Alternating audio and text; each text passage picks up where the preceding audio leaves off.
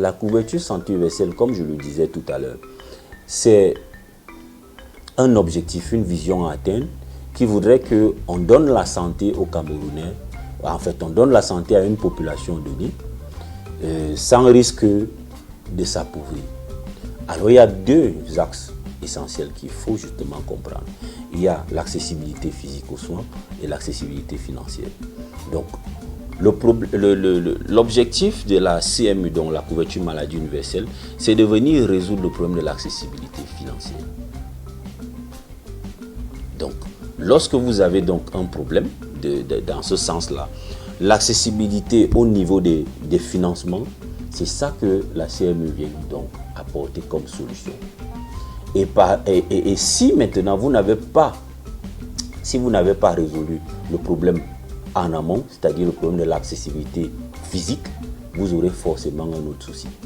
C'est qu'il y aura des externalités négatives qui vont naître. Par exemple, quand vous avez un marché qui est déséquilibré, si vous jouez sur les prix, si vous subventionnez les prix, le marché va davantage se déséquilibrer.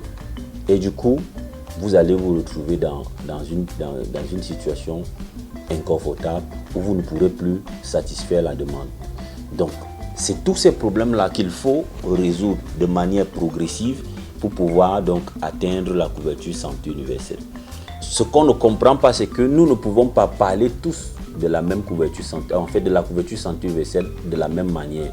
Parce que les autres, eux, ils ont déjà, pour certains, des systèmes de santé qui sont solides, efficaces et bien gérés.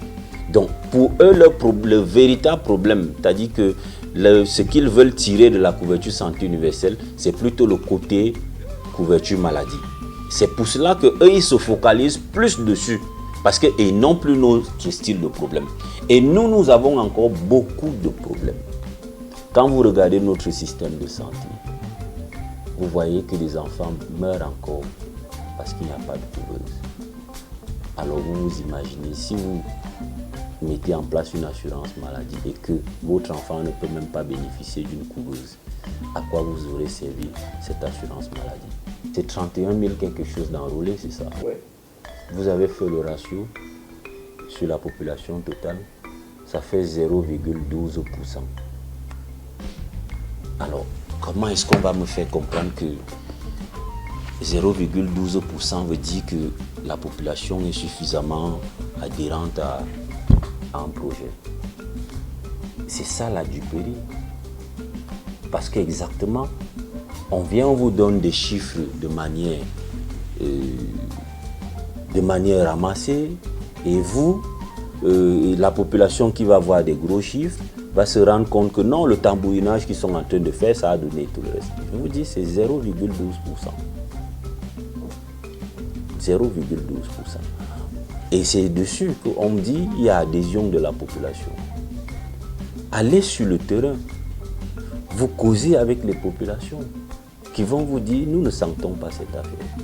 On ne peut pas foncer dans une politique qui va davantage diviser la société, alors que nous avons la possibilité de mieux faire.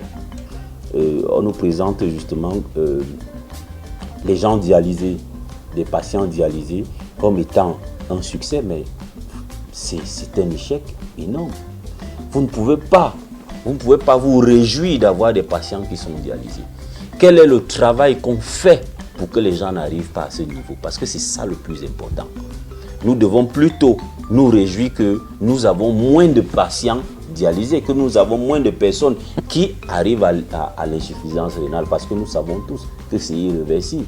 Donc, nous ne pouvons pas, je dis, il faut être vraiment méchant de se réjouir de voir que vous avez plus de gens qui sont dialysés. Quel est le travail qui est fait avant cela pour qu'on n'en arrive pas là? Parce que la couverture santé universelle, c'est tout d'abord la prévention.